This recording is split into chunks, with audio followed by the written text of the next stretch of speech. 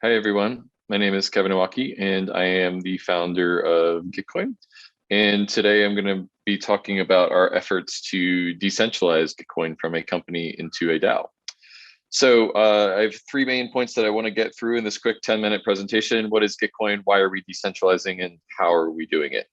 So Gitcoin's mission is to build and fund digital public goods. We want to empower communities of builders to connect and work together, create the future of the open web. So basically, we want to be the place where builders and funders come together to build and fund the open web. We do that by creating an experience where builders can come to Gitcoin to earn, learn, connect with each other, and get their work funded. And we do that through a series of products. The first is hackathons. Basically, you show up and we give you a series of tasks to work on for sponsors in the ecosystem, and you get coins when you work on them. We have Gitcoin Grants, which is the largest crowdfunding platform in the Ethereum community, and you can get coins using that for the work that you're already doing in Web3. And then we have Gitcoin Kernel, which is a peer-to-peer lifelong learning network, kind of like a university in Web3. Take 200 of the top builders in the space and help them earn, learn, and connect in Web3. So altogether, these products have helped 33,000 funders reach an audience of 20,000 earners with 700 complete transactions, and almost $30 million worth of coins have been on Gitcoin. So that's what Gitcoin is. Why are we going to decentralize? Well, companies are domiciled in a jurisdiction. It's costly to dispute and transact with them. And we are interested in making Gitcoin Grants subject to a DAO, which is domiciled on the internet, which makes it easier to dispute or transact on the network. There's no intermediaries, and there's governance by and of the community that it serves. By decentralizing Gitcoin from a Web 2 stack where there's a thin protocol layer and a fat application layer to a Web 3 stack where there is a fat protocol layer and one or many applications being created permissionlessly on top of that, we think that we can enable more innovation in the Gitcoin ecosystem. And we think that we can make Gitcoin more anti-fragile. So basically, as a system is subject to stressors, its strength depends on whether or not it's designed as a fragile system, a resilient system, and an anti-fragile system. And I think that companies are fragile when subject to stress, and a DAO is more anti-fragile or resilient when subject to stressors. And that's one of the reasons that we're interested in decentralizing Gitcoin. So wanted to get through those first 2 points really quick because the subject of this talk is how we're going to decentralize Gitcoin. And that's what I'm going to be spending the remainder of my, looks like 7 minutes left talking about. So what are we decentralizing when we talk about taking a company and making it into a DAO?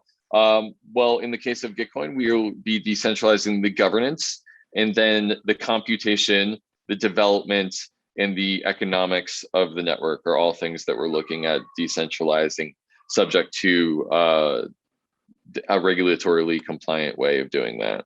So the first thing that we've done with Gitcoin is with Gitcoin Grants and with Gitcoin Hackathons, there is some governance surface area, especially with how much money that we move. And what we've done is we've distributed a token called GTC, which you can see in the middle right here, and basically distribute it to everyone who transacted on the network, subject to a formula that we decided on May 25th, 2021. And basically when they got their tokens, they were able to say, hey, I want to govern the network myself, or I want to choose someone that I trust to govern the network. And so this pie chart right here is Ethereum community members that Gitcoin community members have decided that they want to delegate their governance rights to. Consent of the governed is the only legitimate basis for government, and that's why we want to be governed by our community. And we just know that most community members won't follow on governance and won't vote, so we let them elect a representative that they trust their values and have them vote for them in matters such as which accounts on Gitcoin Grants are valid contributions that can derive money from the matching pool. If there's ever a dispute on the platform or a question about governance, Trent, Austin, Linda, Lefteris, these are the people that the Gitcoin community has decided to delegate their governance to. The initial governance was set on May 25th when we did our airdrop. And now we're starting to look at, over time, how does the governance change as people see how the stewards perform. And so what we're doing is we're putting together these steward report cards, which are basically a bunch of data about what a steward has worked on every quarter. So basically for Linda, for Austin, for Left Terrace, basically keeping the community informed about what they're working on a quarterly cadence is going to allow people to update their votes if they don't like what the person that their token governance rights are delegated to is doing. And so having that consent of the governed maintained by having an active shuffling of the cards, depending on who's doing a good job over time, I think is an important part of that. When it comes to decentralizing the development or computations or the economics of the network, we're starting to build this thing called Workstreams. So basically at the center of Gitcoin DAO in GTC, we're starting to see these work streams of people who have a common mission cropping up outside of the DAO. The first and foremost one is anti-fraud. So basically, how do we make sure that bounties on the platform are legitimate, that people who are deriving money from the matching pool are doing so in a legitimate way? That's what the anti-fraud workstream is working on. Decentralized Gitcoin workstream is actually working on taking Gitcoin grants and building a totally decentralized version of it. So basically the development and the computation of Gitcoin grants will live on IPFS and will live outside of the company of Gitcoin in the future. And the Decentralized Gitcoin workstream is the one that's working on that. Moonshot Collective is the R&D and rapid prototyping workstream of the Gitcoin DAO. Myself and Austin Griffith are working on the Moonshot Collective, and we're starting to just launch experiments that are allowing us to rapidly prototype building new coordination tools for DAOs in the space using the Moonshot Collective. And then the fourth and final work stream that I wanted to show off here is the public goods funding work stream, which is basically about managing money in the Gitcoin treasury, which has several $1 million worth of ETH and other tokens in it. And basically, like, how do we make sure that there's plenty of money available to build and fund the open web is the charter of the public goods funding work stream. So we're already starting to see the DAO has only been live for 2 or 3 months, but we're already starting to see progress come out of these work streams. We are decentralizing Gitcoin grants, and grants round 11, which is going to start in a month or two, or sorry, in a couple of weeks, is going to be the first one where we're actually going to have a decentralized version of Bitcoin grants, which is going to be distributing the funds. So super excited to start prototyping that. There's a ton of experiments coming out of the Moonshot Collective. I only have 10 minutes. I don't even have time to go into each of them. But basically, we're prototyping new coordination tools, which we're using to do coordination within the Gitcoin DAO Moonshot Collective workstream. And then we're going to cross proliferate these tools to the rest of the work streams, and then maybe to other DAOs. I don't know, we'll see. But it's all coordination, and we're building coordination tools in order to coordinate better in the ecosystem. The public goods funding work stream is working on keeping the ecosystem informed about the good work that Gitcoin is doing with a weekly newsletter.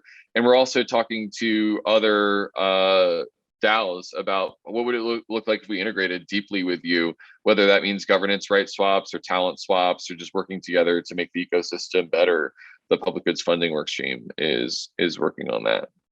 So that's a very brief overview of how we're thinking about decentralizing the governance, the computation, the development, I should say development right here, and the economics of the Gitcoin DAO. And so I'm very happy to say that we are off on our way in terms of decentralizing Gitcoin, and there will be bumps along the way.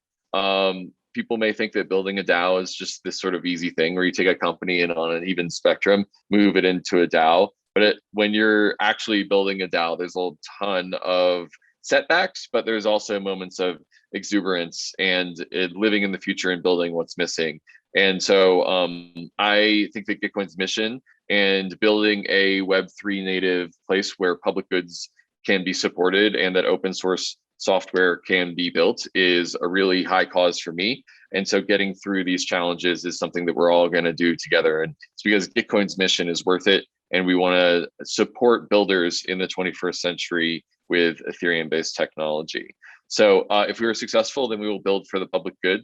And I'm just so happy to be working on this day over day. The mission is is just so incredible, and the community is so incredible, and we're going to get through these challenges together.